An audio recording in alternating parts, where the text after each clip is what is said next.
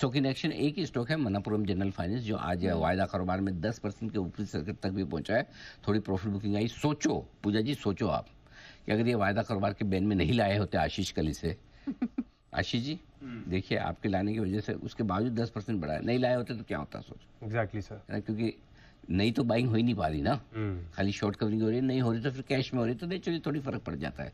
सो वायदा कारोबार के बैन में होने के बावजूद स्टॉक में 10% का ऊपरी सर्किट लग गया। क्यों?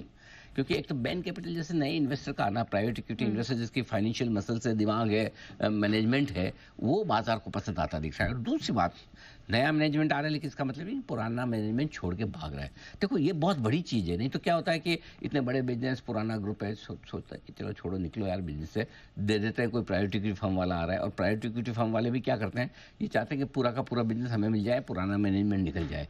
लेकिन दोनों के बीच का तालमेल बड़ा इंपॉर्टेंट है। वो चाहते हैं कि पुराने बिजनेस, पुराने प्रमोटर्स जो हैं उनका अनुभव का फ़ायदा मिले, और पुराने प्रमोटर चाहते हैं कि हमें बेच के निकलना नहीं, हमारा भरोसा है बिजनेस पे, हम बने रहना चाहते हैं, एक शेयर नहीं बेच रहे।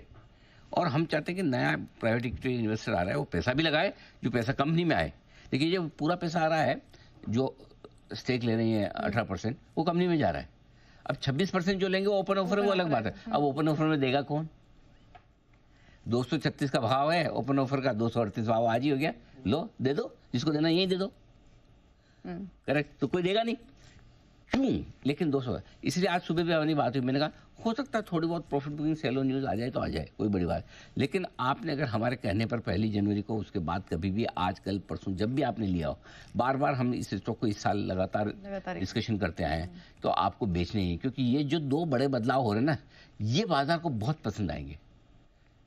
कि एक पुराना मैनेजमेंट भाग नहीं रहा, एक नया मैनेजमेंट मजबूत आ रहा है जो बोर्ड पे भी रहेगा। सो ये वजह है कि 238 के ऊपर इशू, माफ कीजिए, इशू क्या, ओपन ऑफर प्राइस के ऊपर जो निकला है, मुझे कोई डाउट नहीं है, मुझे कोई आश्चर्य नहीं है, मेरे लिए ठीक है। तो अगर आप एज एन इन्वेस्टर आपके पास पड़ा है, डेफिनेटली होल्ड करिए, कोई tension, no stress at all. और सुबह भी हमने कहा कि इनकेस गिर भी जाए कि थोड़ी बहुत प्रॉफिट बुकिंग आने की वजह से, तो भी डाउन साइड रिस्क लिमिटेड है, क्योंकि सामने ओपन ऑफर है। आप सोचिए 220 के नीचे गए ही नहीं और वहां से 240 हो गया, कमाल है। अब ये अलग जोन में, अब क्या होगा, अब 236 धीरे धीरे इसके लिए बेस बन जाएगा।